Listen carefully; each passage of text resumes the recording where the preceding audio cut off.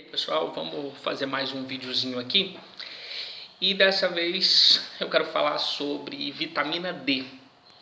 Também, ao falar sobre vitamina D, eu vou falar um pouco mais detalhado sobre a importância dela relacionada ao cálcio, ao metabolismo ósseo, que é uma área bastante estudada aí, mas também alguns outros detalhes sobre a vitamina D. Pois bem, a vitamina D, ela me chamou bastante a atenção aí nos últimos meses, talvez, pela quantidade de propaganda que existe estimulando a suplementação dessa vitamina.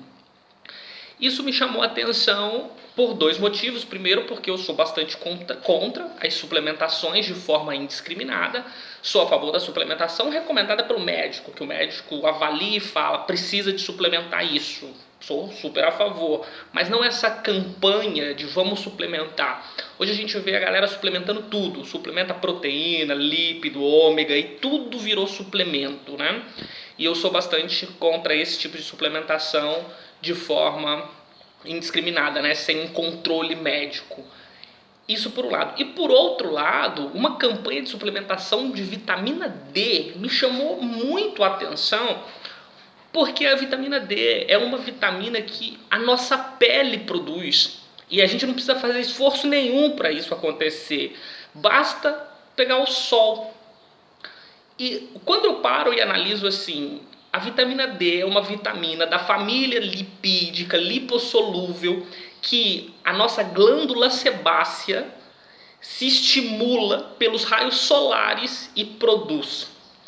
Eu penso, caramba, a única coisa que a gente precisa para produzir vitamina D é o sol. E aonde a gente mora, aonde a gente vive, no nosso país, no nosso continente, o que mais tem é sol, é o ano inteiro sol. Por que cargas d'água se torna necessário uma suplementação de vitamina D? Isso me deixou bastante encucado, e então eu fui pesquisar, fui estudar para ver qual era a razão para essa onda de vamos suplementar a vitamina D. Claro que eu não encontrei dados que me interessassem ou coisas que me fizessem pensar numa possibilidade de suplementação. Porém, estudando a vitamina D, eu descobri um monte de coisas bastante legais sobre ela que foram descobertas nas últimas décadas. E eu vou trazer aqui. Em primeiro lugar, só para a gente entender um pouco da produção da vitamina D, a vitamina D é uma vitamina que pertence à família das vitaminas lipídicas, ou seja, que ela é lipossolúvel junto com a vitamina A, a vitamina E e a vitamina K. E a vitamina D ela é produzida a partir de um precursor. Esse precursor se encontra nas glândulas sebáceas da nossa pele e se chama 7-desidrocolesterol, certo? Os raios solares chegam a essa estrutura e produzem uma mudança conformacional, uma mudança morfológica nessa estrutura. E essa estrutura se une então a um transportador e vai até o fígado. No fígado, ela sofre ações enzimáticas e se converte em 25-hidroxicolecalciferol. Essa estrutura hidroxilada agora, como 25-hidroxicolecalciferol, não é ainda a vitamina D.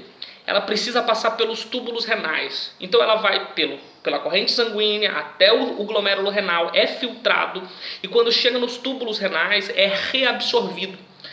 Aí as células epiteliais da nefrona, do nefron, ou néfron, né, ele possui ali algumas enzimas que vai botar um novo hidroxilo nessa estrutura e transforma ela em 1,25 de hidroxicalciferol, o calcitriol, ou também a nossa vitamina D3, ou seja, a vitamina D ativada.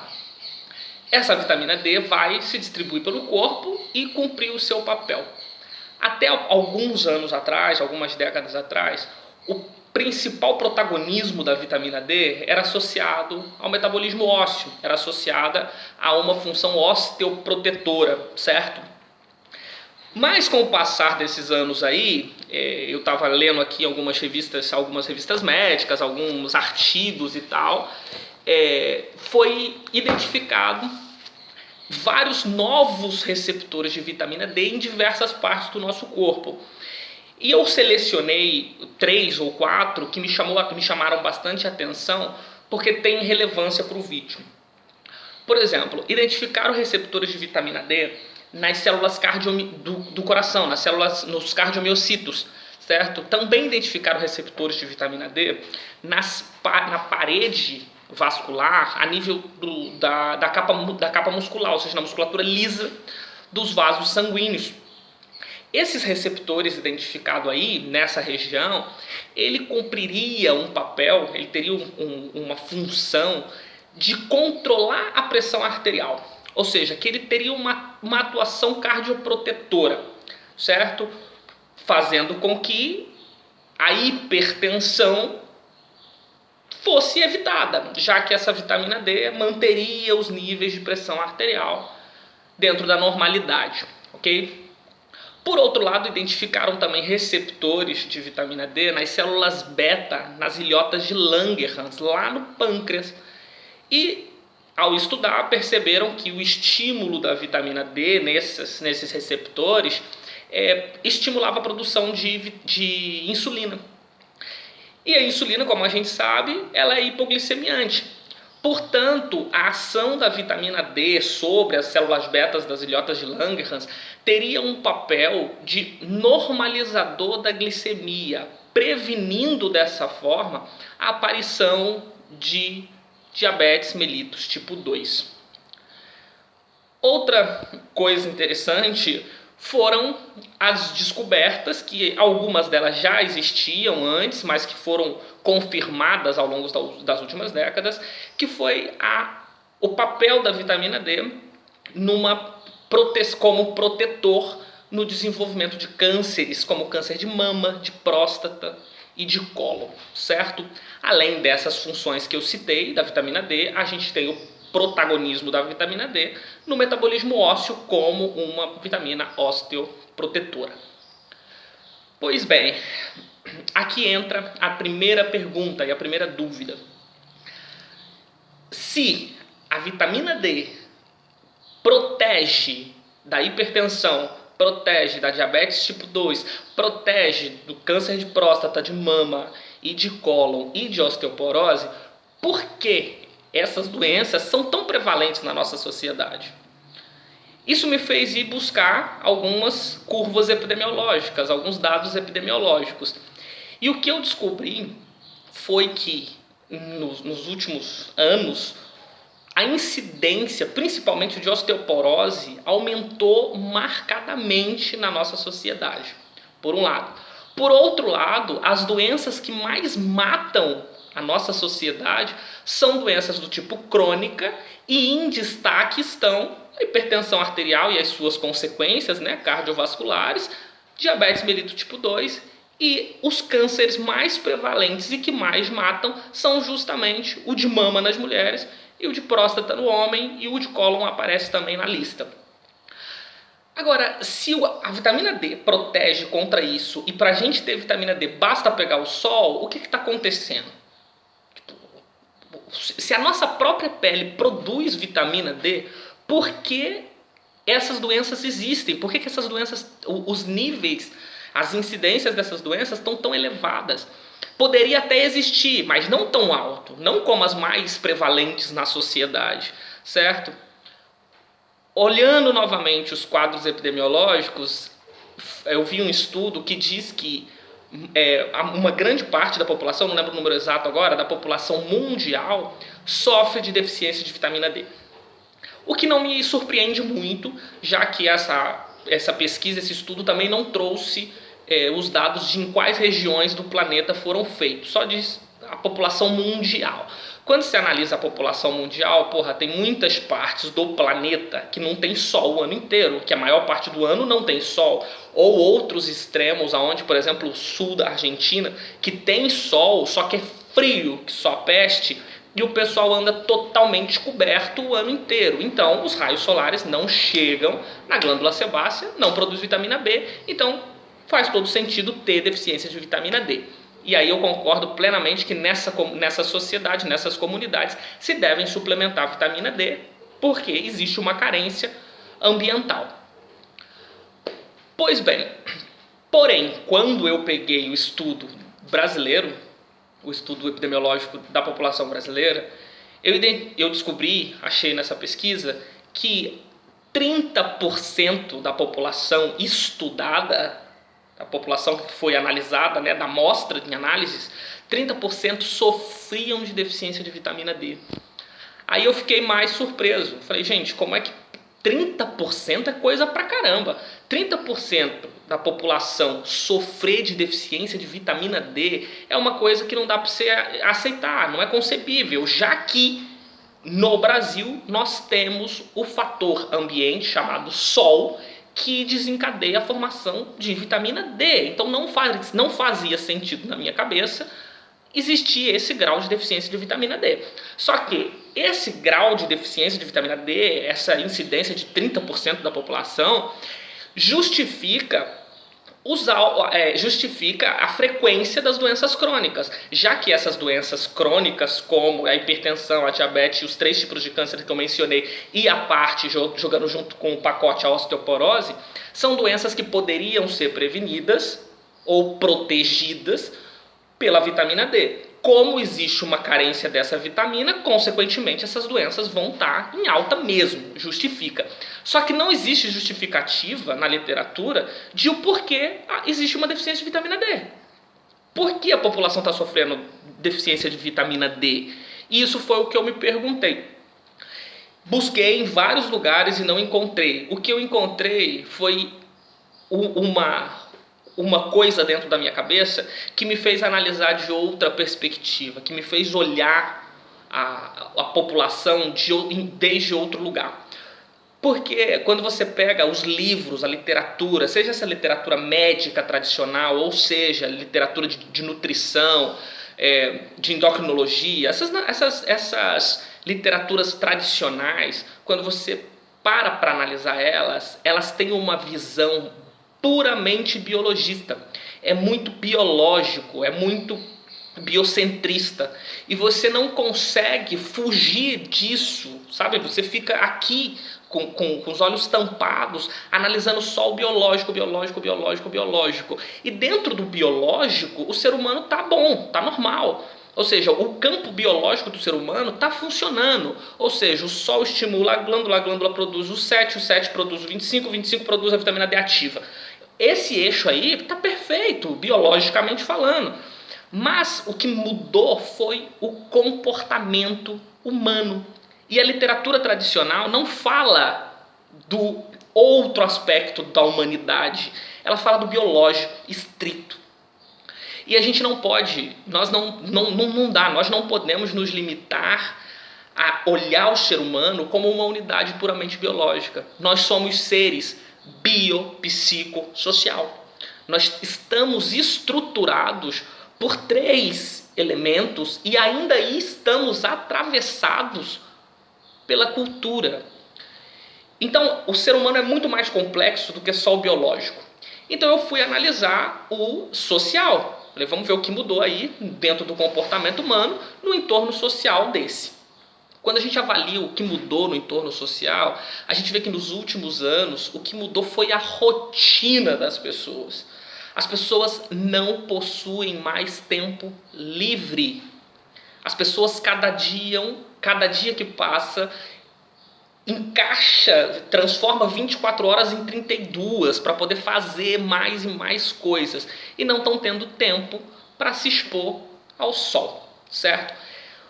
Para que a vitamina D seja produzida nas nossas glândulas sebáceas, é necessário que haja uma exposição solar de pelo menos 15 minutos diário e com o máximo de superfície corporal exposta.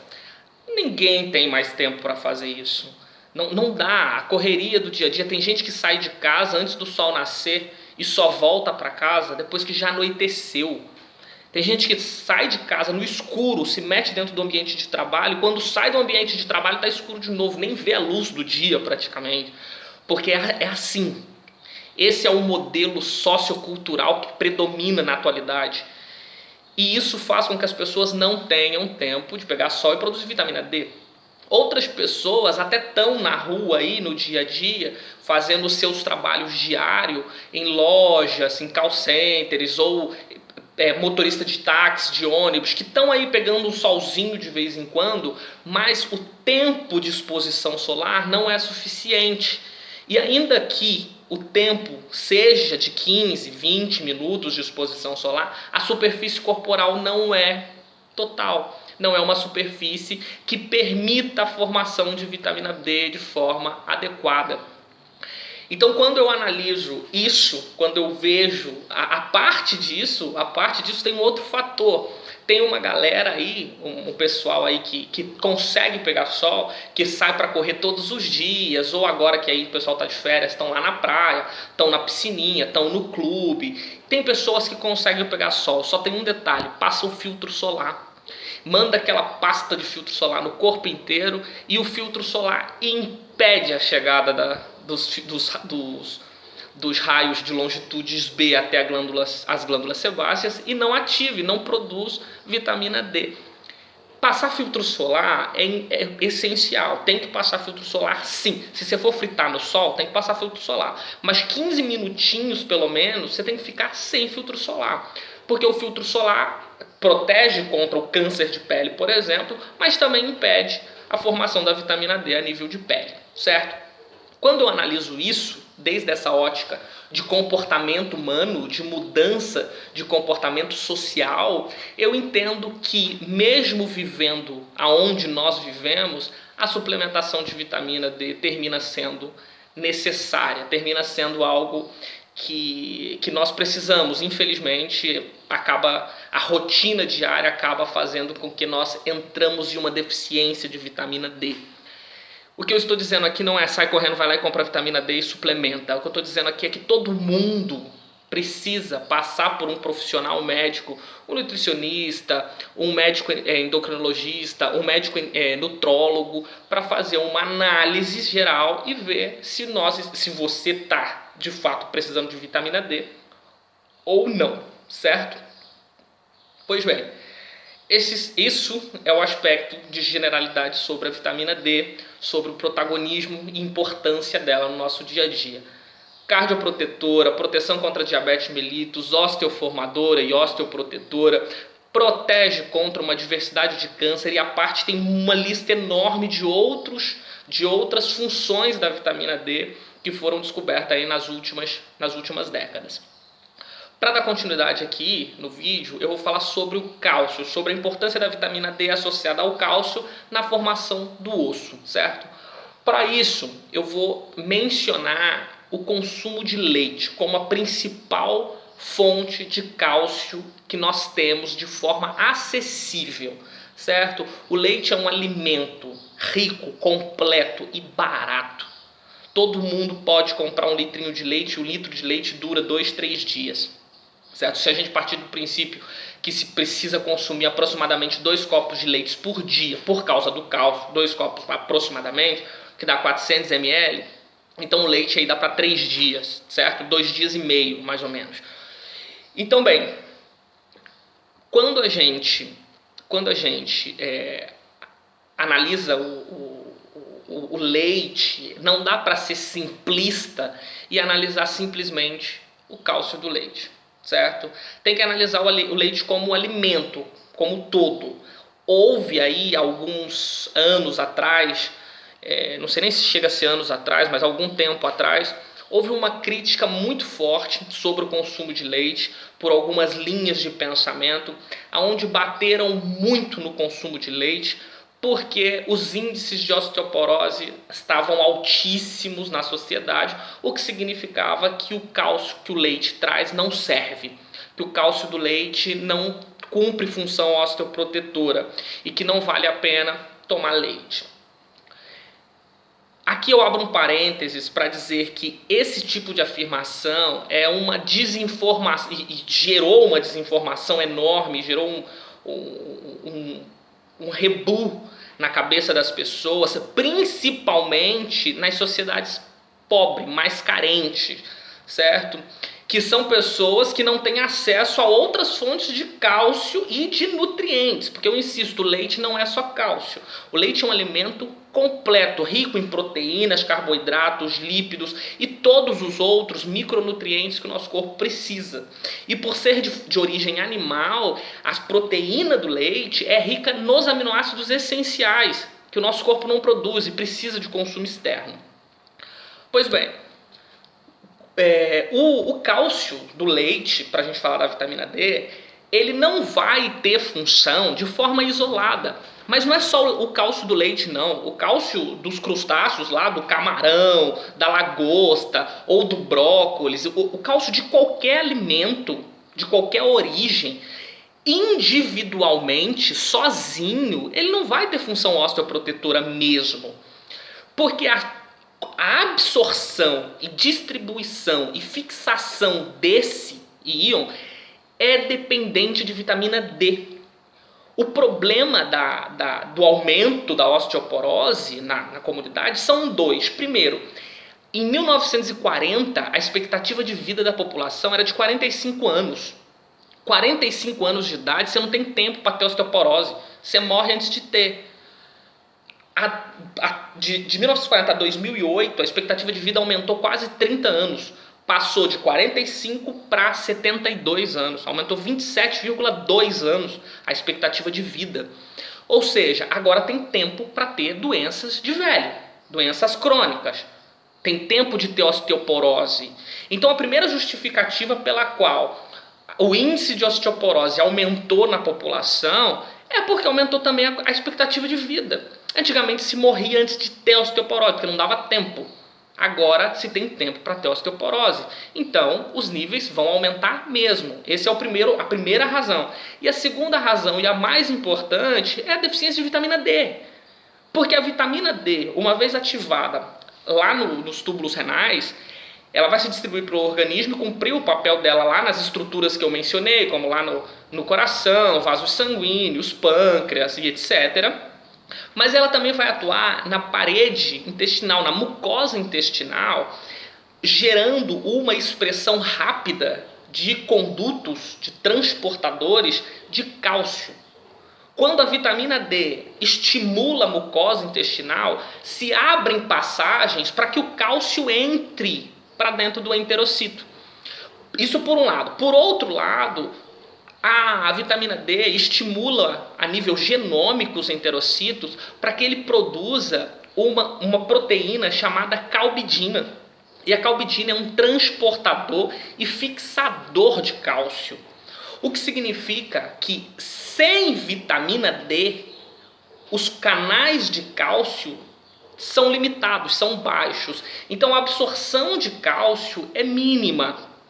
A parte disso, o transportador e o fixador não está presente ou está em quantidades inferiores. Então esse fato vai fazer com que os níveis de cálcio no sangue diminua, ou seja, uma hipocalcemia. Quando acontece uma hipocalcemia, o nosso organismo automaticamente ativa um sistema homeostático para equilibrar os valores. E como é que equilibra os valores? Como é que mantém esse cálcio dentro dos seus valores normais? Reabsorvendo do osso, tirando do osso. Se ativa o sistema dos osteoclastos, faz uma resorção óssea e joga o cálcio para o tecido sanguíneo, para manter os valores estándares, para manter os valores normais de cálcio no sangue, a calcêmia, certo? Só que o osso está sendo degradado para que isso aconteça. O problema aqui, e assim se começa a formar, né, as doenças ósseas, osteoporose, osteopenia e tal. Mas assim, o problema da destruição óssea, da osteoporose, é por causa da deficiência de cálcio, só que a deficiência de cálcio é secundária à deficiência de vitamina D. As pessoas não tomam sol e parte-se de um princípio, por causa da gente ficar só no biológico, de que o corpo humano produz a vitamina D. Então, tecnicamente, a gente tem vitamina D, tem que tomar cálcio. Só que sem a vitamina D, o cálcio se torna inútil, certo? Tem que se consumir cálcio Leite, porque é um alimento rico, completo, barato, acessível. Chega a ser até não tenho nem palavra para dizer, mas é uma coisa tão chata, tão absurda, gerar uma crítica contra o leite, porque quando você olha a história da nossa população, da nossa sociedade, a gente vê que a gente vem de um desenvolvimento precário, que a gente vem de uma geração de desnutridos, de um monte de crianças que morreram por uma subnutrição, e depois que se adaptaram ou adotaram políticas nutricionais e um monte de prefeituras no Brasil começou a distribuir leite para a sociedade, se começa a combater essa desnutrição infantil e o leite assume um protagonismo essencial na dieta, já que ele é um alimento rico em proteínas, lípidos e carboidratos essenciais para o nosso organismo. Certo? Então não dá para você separar ou fragmentar o leite e gerar uma crítica sobre ele baseado só na concentração de cálcio ou na qualidade do cálcio presente nesse leite. E eu insisto, a qualidade do cálcio do leite é ótima.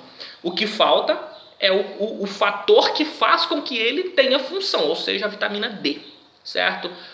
Também quando se fez as críticas sobre o leite, se mencionou que hoje o leite não é o mesmo e tal, e que o leite tem produtos que favorecem a aparição de câncer.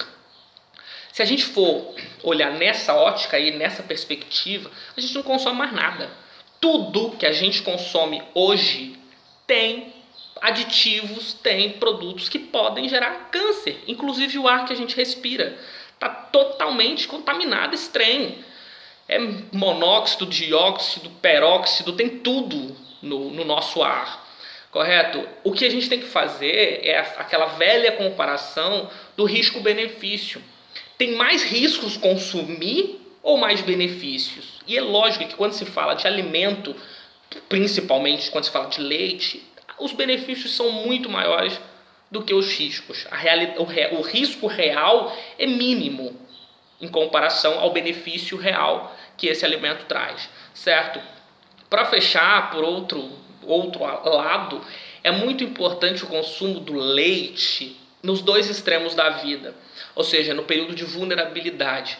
Na infância, porque precisa de bastante energia e o leite é rico em energia, por primeiro lugar. Segundo lugar, porque o leite tem elementos essenciais para o crescimento, desenvolvimento e maduração das estruturas corpóreas. E depois, na terceira idade, o leite ganha relevância para o vovô não é só por causa do cálcio do leite. Ele ganha relevância porque o idoso não se alimenta como deveria, não toma líquido como deveria, não quer comer sozinho, não quer cozinhar, come comida enlatada, come, sei lá, papinha, não quer comer porque mudou o seu contexto social, que ele estava acostumado a comer com netos, com filhos, com bisnetos, e todo mundo foi viver a sua vida, e o velho ficou sozinho.